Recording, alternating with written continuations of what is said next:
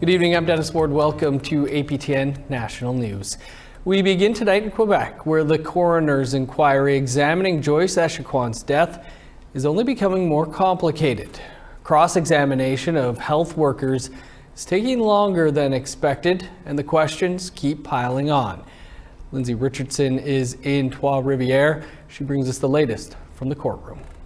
Week 3 of the Echaquan Commission, and healthcare workers are still filing into the Trois-Rivières courthouse to testify, except they're now flanked by privately hired bodyguards. Joliet Hospital's response to the recent death threats received from sources unknown. The family is very exposed by this, of course. I mean, their life is being exposed publicly. The Echaquan family's lawyer says it's frustrating. They've also been threatened, but were not offered additional protection as the hearings continue. So when the family sees, on the other hand, that there is a very impressive security dispositif on the personnel of the hospital and the protection of their identity and everything, it's obvious that they also feel that they should receive the same amount of protection in this context. With the testimony of at least 10 healthcare workers now on record, Coroner Gehan Kamel's work is cut out for her. Since the beginning of the commission, she's made at least 14 requests for additional information to fill in gaps in their testimony. Here's what we know so far. Last week, the nurses at Joyce's bedside in late September denied the hospital's problems with racism and neglect. This week, we're hearing the opposite. On Tuesday, a nurse claimed she overheard Joyce's care staff saying, now that she's dead, we'll finally have peace. On Wednesday, another nurse claimed he went over his supervisor's head to get help for Joyce because she was being neglected. In his own words, I bypassed to save a life. His supervisor, who testified just afterwards, denies it. Today, we heard from a chief nurse at Joliet, who says the racial remarks leveled at Joyce were unacceptable, but the cold approach used is typical in a crisis situation. It's not okay, but sometimes we don't have the choice, she said. As a follow-up, someone asked what more could have been done to save Joyce's life. She couldn't answer the question. Next up to testify are pharmacists, pathologists, and toxicologists, no doubt to return to the point of Joyce's alleged narcotic and cannabis abuse and whether the combination of the two could have worsened her condition or possibly contributed to her death last September. We'll be following the story and we'll bring you a roundup of the week's events tomorrow. Lindsay Richardson, APTN National News, Trois-Rivières, Quebec. Thanks, Lindsay. Today, Ontario released its action plan for addressing the national inquiry into missing and murdered Indigenous women and girls, 231 calls for justice. It comes nearly 2 years after that final report was released. This afternoon, the province released 6 pathways to safety, a plan to preserve Indigenous lives in Canada. The pathway's aim is to protect groups like Indigenous women, children, and other gendered people.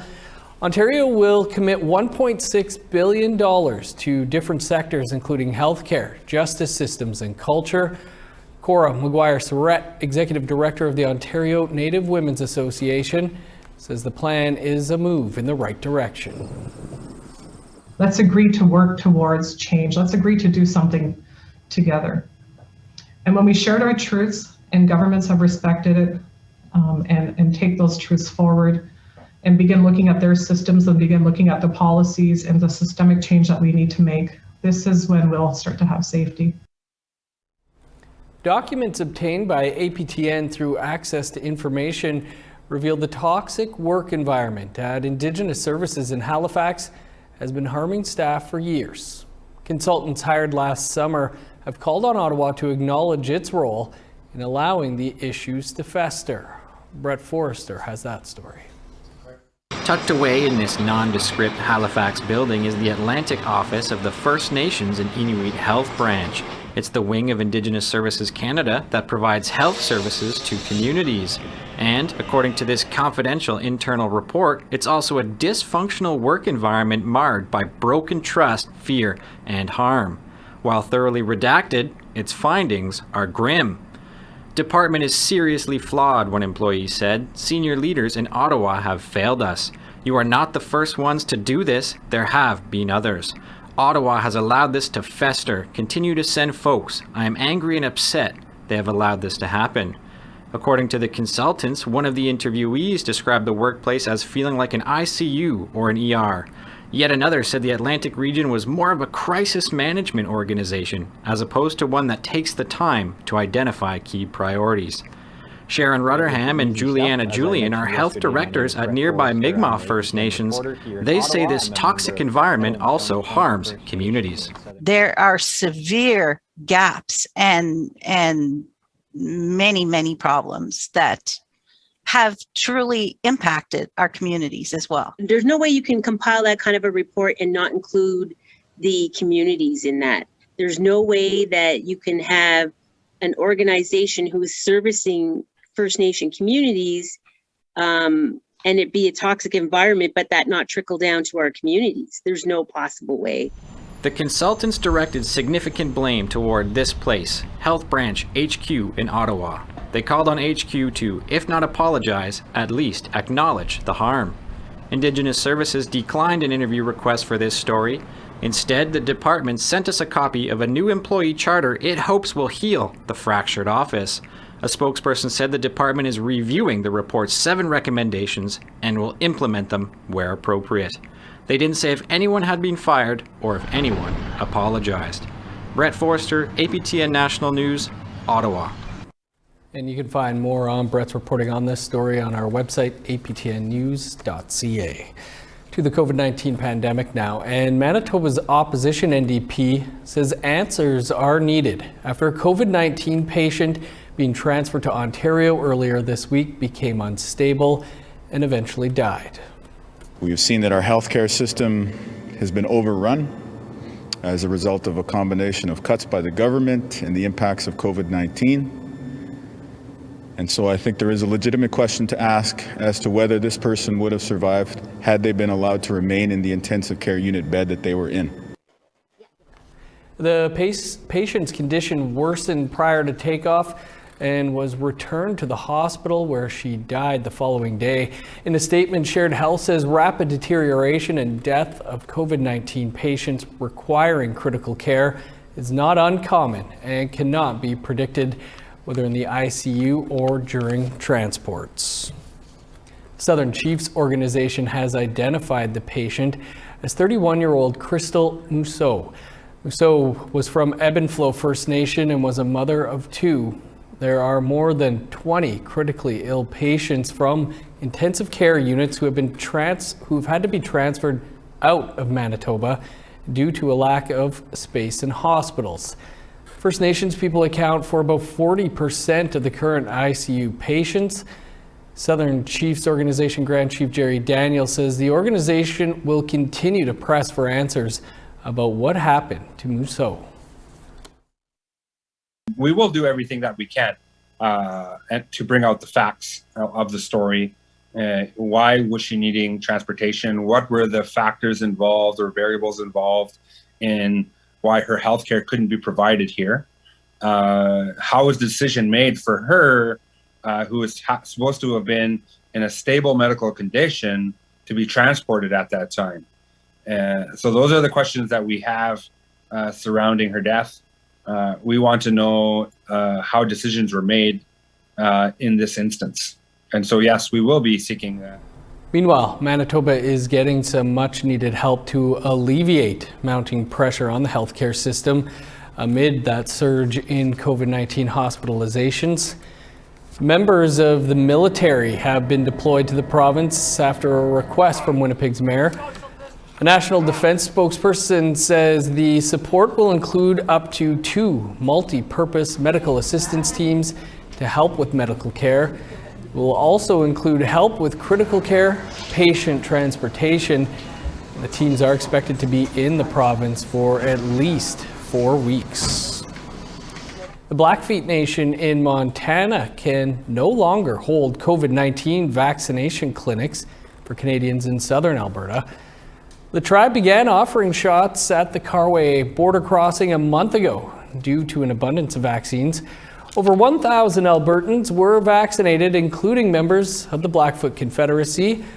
But now U.S. Customs and Border Protection say Canadians attempting to drive across the border will be denied entry because vaccines are widely available in Canada. To the East Coast, where the Canadian press is reporting that a Mi'kmaq First Nation in Nova Scotia is being forced to rejig their lobster harvest next week. Comes after the federal government threatened to confiscate traps that aren't approved by the Department of Fisheries and Oceans. Sabang Chief Mike Sack said instead of pursuing a moderate livelihood fishery, a food, social, and ceremonial fishery would be pursued instead. This means that there will be less traps per boats, but a portion of their catch would be allowed to recoup expenses. No word from the Department of Fisheries and Oceans on that yet. Filmmaker Michelle Latimer has resurfaced. Latimer was the director of the CBC program Trickster, but quit in December following questions around her Indigenous identity. Now she's taking her former employer to court. According to court documents filed in April, Latimer says she was defamed by 4 CBC journalists. The trouble started last year when a National Film Board press release stated she was Algonquin Métis from Kitigan-Zibi Anishinaabe in Quebec. Latimer later took to social media saying she made a mistake, claiming ties to the First Nation before verifying. Latimer is seeking $200,000 in damages and demanding that the 4 CBC journalists she says defamed her are, quote, appropriately punished. Ethan Bear is speaking out about racist messages he received following the Winnipeg Jets booting the Edmonton Oilers from the NHL playoffs. More on that coming up after the break.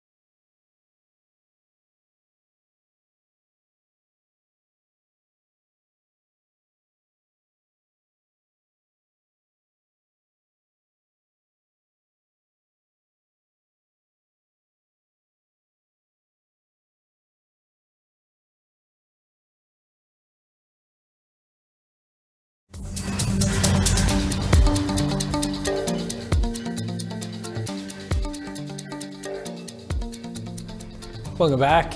Yesterday we brought you the story of Ethan Bear experiencing racist and hateful remarks online after the Oilers season ended.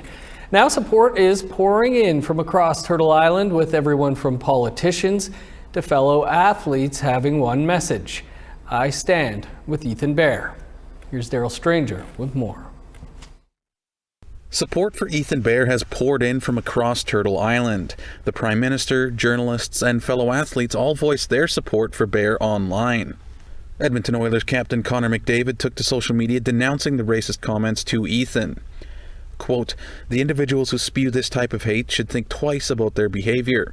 Ethan is such a positive role model for the Ojibwe First Nation and does so much amazing work in our local Edmonton community.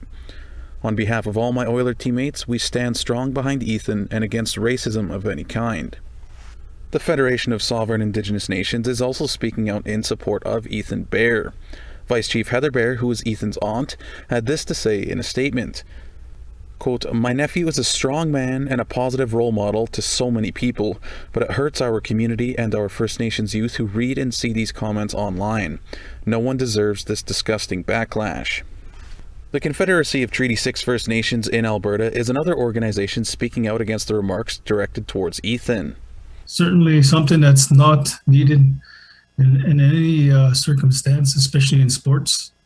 I think sports is where very important for a lot of our nations, where we try to get our youth to participate and get involved in activities in sports. And then when they see this type of things happening, we don't want to see it as a discouragement for them to pursue whatever they want to pursue. We will stand beside them if they are going through a situation like this. So it wasn't a no-brainer for us to step in and advocate.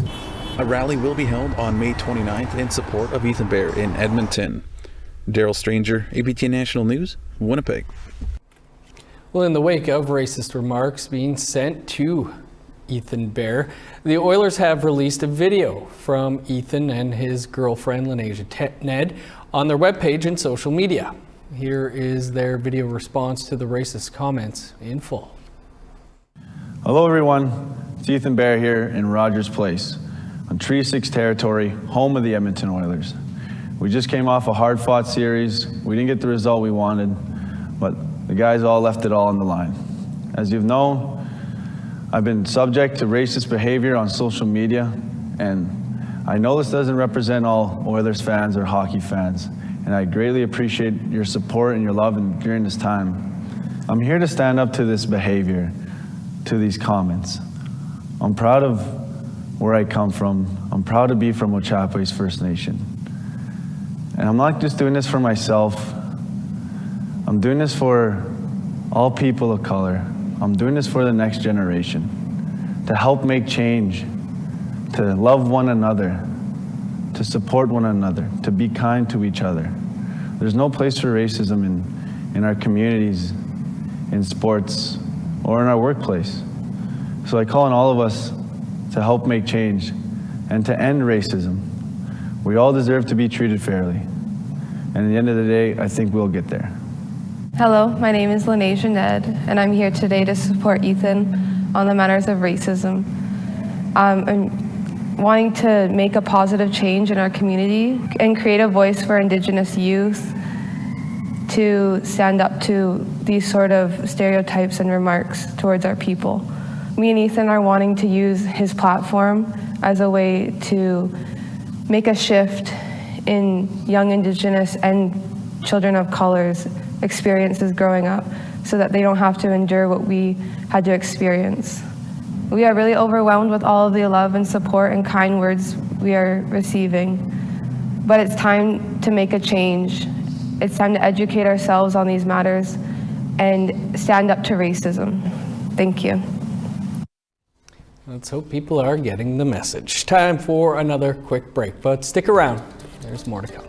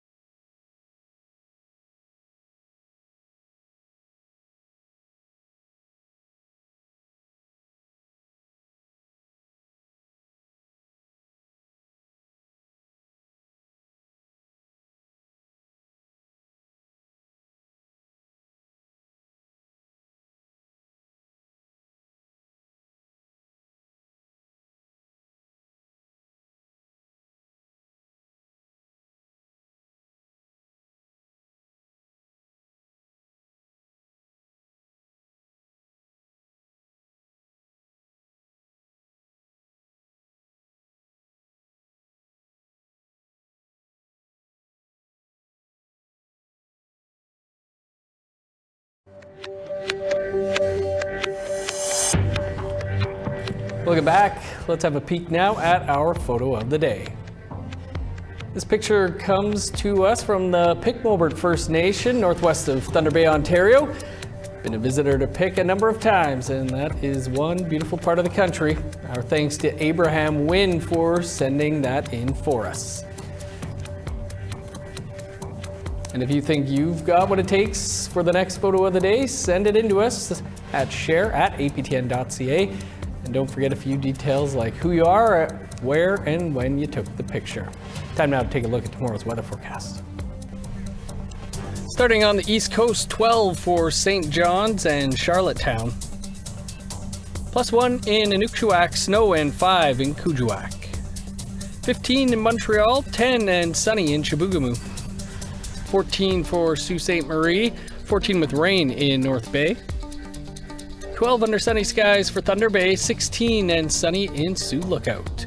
17 in God's Lake, 17 with showers for Norway House. 20 and sunny in Winnipeg, 21 for Dauphin. 19 in Regina, showers, and 22 in North Battleford. 16 with rain in Buffalo Narrows, 18 in showers in La Ronge. In northern Alberta, 13 with rain for Fort McMurray, 1 degree warmer in showers in Fort Chip. 20 with showers in Medicine Hat, 14 and rain in Edmonton. 17 and sunny for Vancouver, 18 in Victoria. 16 with showers for Prince George, 20 in Fort Nelson. +4 with snow in Old Crow, rain, and 10 for Whitehorse. 16 and sunny for Yellowknife, 22 under the sun in Fort Simpson. +1 in Inuvik and Sax Harbor. +2 for Chesterfield and Whale Cove, 4 in Arviette. -3 with snow in Resolute, -1 in Igloolik.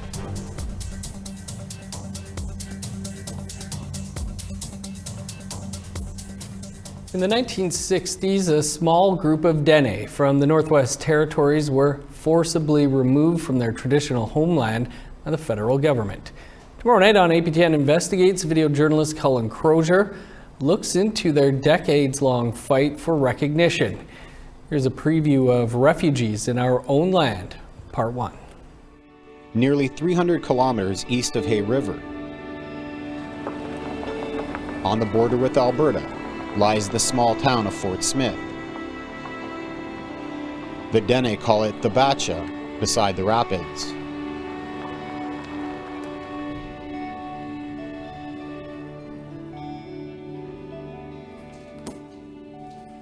It's where Paul Boucher's family eventually settled after they were forced to leave Rocha River. You know, I never did see this school. It was burnt out before I was born. But this is the way I envisioned that school.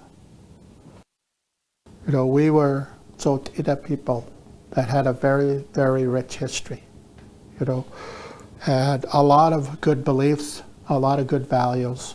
And the laws that people followed was the laws of the land, the laws that their ancestors passed down.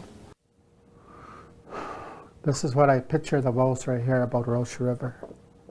Boucher was only a child when the federal government made the decision not to support the Tatsotene people of Rocha River.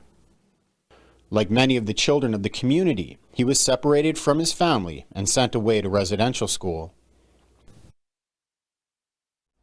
And you can watch Refugees in Our Land Part 1 tomorrow night following the APTN National News. We're off to Ottawa now to find out who will be on the final episode of the season of Nation to Nation. Here's host Todd Lamarand. It's indeed the final show of the season, and I get to speak to two of my favorite guests. They've both been on several times over the past 4 years. First will be one of the most well-known child advocates in Canada, Cindy Blackstock. Her fight for First Nations children has been going on for well over a decade, and it's far from over. She'll tell me the latest obstacle to stamp out systemic racism in child welfare. And one of my favorite parliamentarians, former Green Party leader Elizabeth May.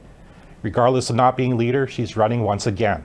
And she's as passionate as ever when it comes to the climate and the environment. That's coming up in a few minutes. I'll see you then.